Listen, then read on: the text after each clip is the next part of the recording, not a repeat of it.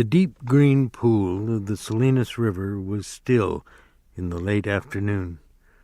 Already the sun had left the valley to go climbing up the slopes of the Gabilan Mountains, and the hilltops were rosy in the sun. But by the pool, among the mottled sycamores, a pleasant shade had fallen. A water snake glided smoothly up the pool, twisting its periscope head from side to side, and it swam the length of the pool and came to the legs of a motionless heron that stood in the shallows. A silent head and beak lanced down and plucked it out by the head, and the beak swallowed the little snake while its tail waved frantically. A far rush of wind sounded, and a gust drove through the tops of the trees like a wave. The sycamore leaves turned up their silver sides. The brown, dry leaves on the ground scudded a few feet, and row on row of tiny wind waves flowed up the pool's green surface. As quickly as it had come, the wind died, and the clearing was quiet again. The heron stood in the shallows, motionless and waiting. Another little water snake swam up the pool, turning its periscope head from side to side. Suddenly Lenny appeared out of the brush, and he came as silently as a creeping bear moves. The heron pounded the air with its wings, jacked itself clear of the water, and flew off downriver. The little snake slid in among the reeds at the pool's side. Lenny came quietly to the pool's edge. He knelt down and drank, barely touching his lips to the water. When a little bird skittered over the dry leaves behind him, his head jerked up and he strained toward the sound with eyes and ears until he saw the bird, and then he dropped his head and drank again. When he was finished, he sat down on the bank with his side to the pool so that he could watch the trail's entrance. He embraced his knees and laid his chin down on his knees. The light climbed on out of the valley, and as it went, the tops of the mountains seemed to blaze with increasing brightness. Lenny said softly, "I didn't forget, you bet. God damn. Hide in the brush and wait for George." He pulled his hat down low over his eyes. "George gonna give me hell," he said. "George gonna wish he was alone and not have me bothering him." He turned his head and looked at the bright mountain tops. "I can go right off there and find a cave," he said, and he continued sadly, "and never have no ketchup, but I won't care. If George don't want me, I'll go away. I'll go away." And then from out of Lenny's head there came a little fat old woman. She wore thick bull's-eye glasses, and she wore a huge gingham apron with pockets, and she was starched and clean. She stood in front of Lenny and put her hands on her hips, and she frowned disapprovingly at him. And when she spoke, it was in Lenny's voice. "I told ya and I told ya," she said. "I told ya. Mind George, 'cause he's such a nice fella and good to ya. But you don't never take no care. You do bad things." And Lenny answered her, "I tried, Aunt Clara, ma'am. I tried and tried. I couldn't help it." "You never give a thought to George," she went on in Lenny's voice. "He been doing nice things for you all the time. When he got a piece of pie, you always got half, or more'n half, and if there was any ketchup, why, he'd give it all to you." "I know," said Lenny miserably. "I tried, Aunt Clara, ma'am. I tried and tried." She interrupted him. all the time. He could have had such a good time if it wasn't for you. He would have took his pay and raised hell in a whorehouse, and he could have sat in a pool room and played snooker. But he got to take care of you." Lenny moaned with grief. "I know, Aunt Clara, ma'am. I'll go right off in the hills, and I'll find a cave, and I'll live there so I won't be no more trouble to George." "You just say that," she said sharply. "You're always saying that, and you know, son of a bitching well, you ain't never gonna do it. You'll just stick around and stew the bejesus out of George all the time." Then he said, I might just as well go away. George ain't gonna let me tend no rabbits now." Aunt Clara was gone, and from out of Lenny's head there came a gigantic rabbit.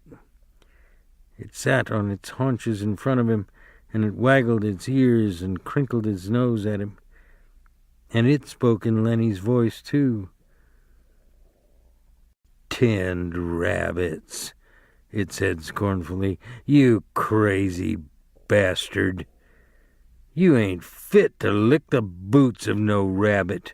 You'd forget 'em and let 'em go hungry, that's what you'd do. And then what would George think?" "I would not forget," Lenny said loudly. "The hell you wouldn't," said the rabbit. "You ain't worth a greased jack pin to ram you into hell. Christ knows George done everything he could to jack you out of the sewer, but it don't do no good. If you think George's gonna let you tend rabbits, you're even crazier than usual. He ain't. He's gonna beat hell out of you with a stick. That's what he's gonna do." Now Lenny retorted belligerently, "He ain't neither. George wouldn't do nothing like that. I know George since I forget when, and he ain't never raised his hand to me with a stick. He's nice to me. He ain't gonna be mean." "Well, he's sick of you," said the rabbit. "He's gonna beat the hell out of you and then go away and leave you." "He won't," Then he cried frantically. "He won't do nothing like that. I know George. Me and him travels together." But the rabbit repeated softly over and over, "He gonna leave you crazy bastard. He gonna leave you all alone. He gonna leave you, crazy bastard." Lenny put his hands over his ears. "He ain't, I tell you. He ain't." And he cried, "Oh, George, George, George." George came quietly out of the brush, and the rabbit scuttled back into Lenny's brain. George said quietly, "What the hell you yelling about?" Lenny got up on his knees. "You ain't gonna leave me, are you, George? I know you ain't." George came stiffly near and sat down beside him. "No." "I knowed it." Then he cried, "You ain't that kind." George was silent. Then he said, "George?" "Yeah?" "I done another bad thing." "It don't make no difference," George said, and he fell silent again. Only the topmost ridges were in the sun now. The shadow in the valley was blue and soft. From the distance came the sound of men shouting to one another. George turned his head and listened to the shouts. Lenny said, "George?" "Yeah?" "Ain't you gonna give me hell?" "Give you hell?" "Sure. Like you always done before. Like if I didn't have you, I'd take my $50. Jesus Christ, Lenny. You can't remember nothing that happens, but you remember every word I say. Well, ain't you going to say it? George shook himself. He said woodenly, "If I was alone, I could live so easy." His voice was monotonous, had no emphasis. "I could get a job and not have no mess." He stopped. "Go on," said Lenny. "And when the end of the month come?" "And when the end of the month come, I could take my $50 and go to a cat house." He stopped again. Lenny looked eagerly at him. "Go on, George. Ain't you gonna give me no more hell?" "No," said George. "Well, I can go away," said Lenny. "I'll go right off in the hills and find a cave if you don't want me." George shook himself again. "No," he said, "I want you to stay with me here." Lenny said craftily, "Tell me like you done before." "Tell you what?" "About the other guys and about us." George said, "Guys like us got no family. They make a little stake and then they blow it in. They ain't got nobody in the world that gives a hoot in hell about 'em." "But not us," Lenny cried happily. "Tell about us now." George was quiet for a moment. "But not us," he said. Because I got you, and I got you. We got each other, that's what, that gives a hoot in hell about us," Lenny cried in triumph. The little evening breeze blew over the clearing, and the leaves rustled and the wind waves flowed up the green pool. And the shouts of men sounded again, this time much closer than before. George took off his hat. He said shakily, "Take off your hat, Lenny. The air feels fine." Lenny removed his hat dutifully and laid it on the ground in front of him. The shadow in the valley was bluer, and the evening came fast. On the wind, the sound of crashing in the brush came to them. Lenny said, "Tell how it's gonna be." George had been listening to the distant sounds. For a moment he was businesslike. "Look across the river, Lenny, and I'll tell you so you can almost see it." Lenny turned his head and looked off across the pool and up the darkening slopes of the Gabilans. "We gonna get a little place," George began. He reached in his side pocket and brought out Carlson's Luger. He snapped off the safety, and the hand and gun lay on the ground behind Lenny's back. He looked at the back of Lenny's head, at the place where the spine and skull were joined. A man's voice called from up the river, and another man answered. "Go on," said Lenny. George raised the gun, and his hand shook, and he dropped his hand to the ground again.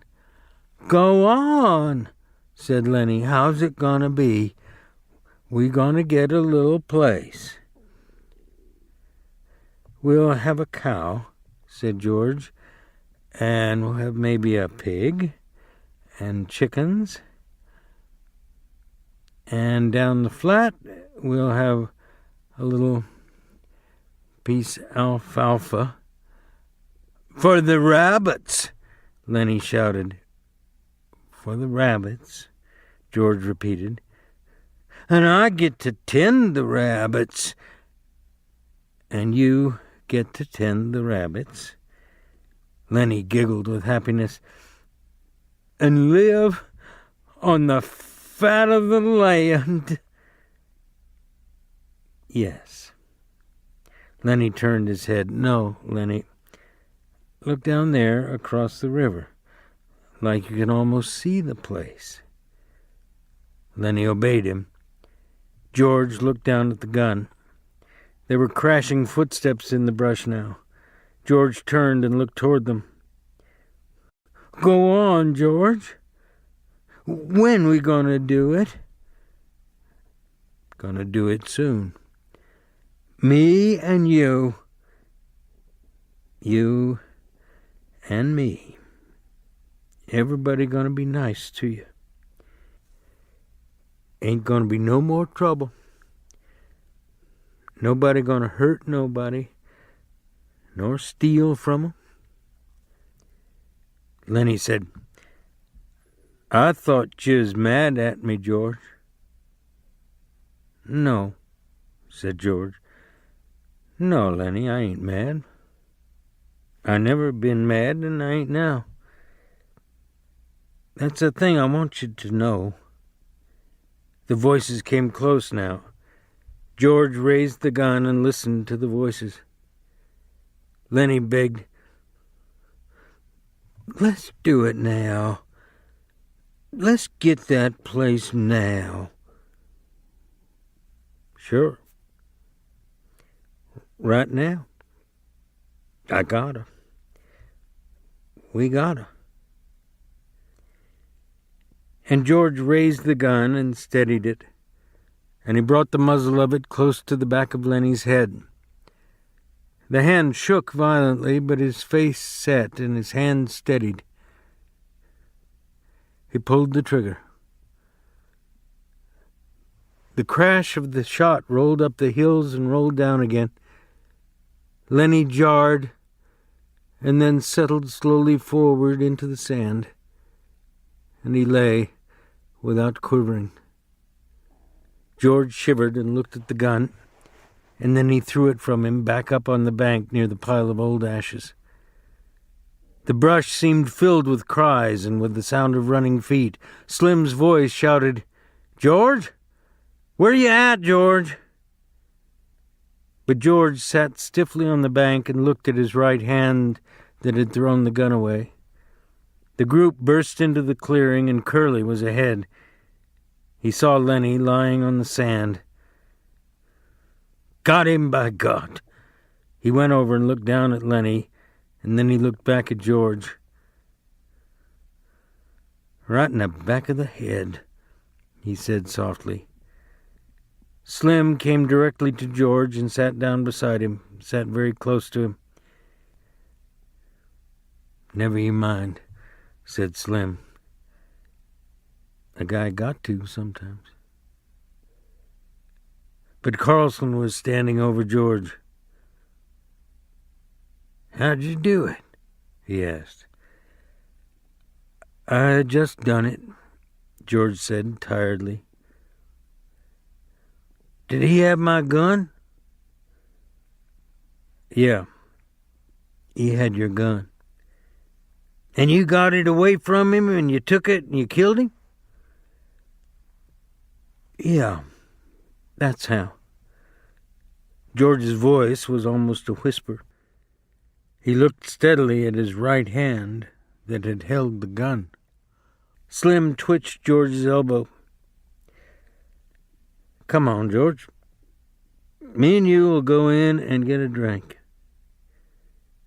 George let himself be helped to his feet. Yeah, a drink. Slim said, You had her, George. I swear you had her. Come on with me. He led George into the entrance of the trail and up toward the highway. Curly and Carlson looked after them. And Carlson said, Now what the hell you suppose is eating them two guys?